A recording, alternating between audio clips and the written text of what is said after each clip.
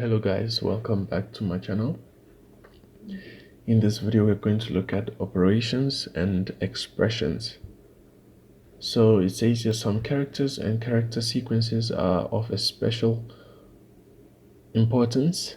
These are so-called operation symbols. For example, we have the plus, minus, asterisk, division sign, and modulus, and we also have these two ands, and also so basically these ones here are symbols of arithmetic operation, and these are symbols of logical operations, and these ones are characters, assignment operators, right?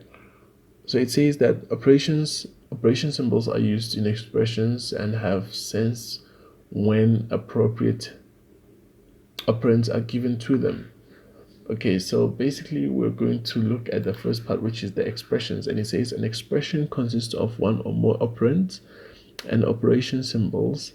An expression can be written in several lines. For example, we have the a++, we have the b equals to 10, we also have x equals to y times z divided by w plus 2 plus 127.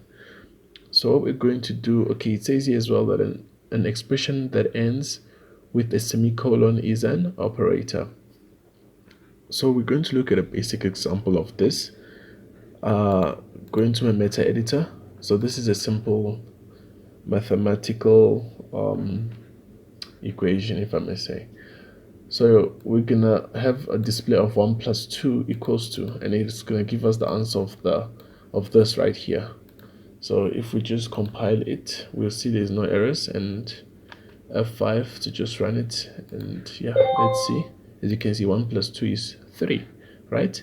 So now we're going to look at this example and see what is the operand, or which things are the operands, and what is the operation symbol, basically. So to answer that question, I have that right here. So in the case of 1 plus 2 equals to 3, the operands in this case are 1 and 2, if we're just looking at this right here. So you see 1 and 2 are the operands, and the operation symbol in this case is the plus, you see. So that's just a basic example, and we can actually have different types of expressions. For example, I didn't have to necessarily print this out here, right? I could assign some variables to the value 1 and the value 2. So for example, I can say int x, y, and z, and z, okay, y and z, semicolon. Then I can say x is equals to 1.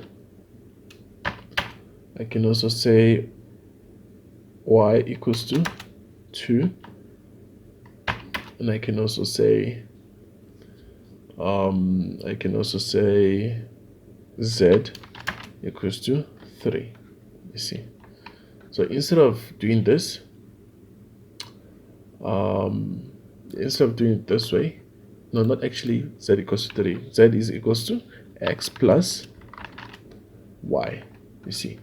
So we're going to do the sum on this line, and then we can change these two anytime we want. So even if we make it 3, we should get the answer of 5. So if I print out z, let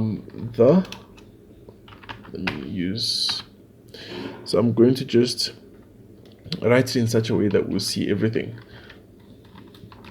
The answer to, so I'm just gonna put comma x plus, okay, not plus, plus x comma,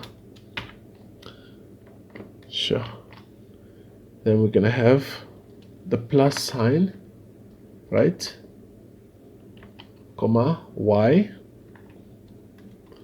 comma, equals to z, you see. So this right here should show us 3 plus 2 equals to 5, which is the sum of 3 plus 2. So if we just compile this to make sure there is no error, there's no error, so we just go to F5 to run the code. So you see the answer to 3 plus 2 is equals to 5. You see our operands 3 and 2, and then our operation symbol is the plus. So that is just a basic operation. This is just a basic operation where we just add in two numbers and getting the answer. So that is basically it, guys. So in the next videos we are going to look at, let's look at our MQL reference. So in the next videos we're going to look at the arithmetic operations. Yes, thank you.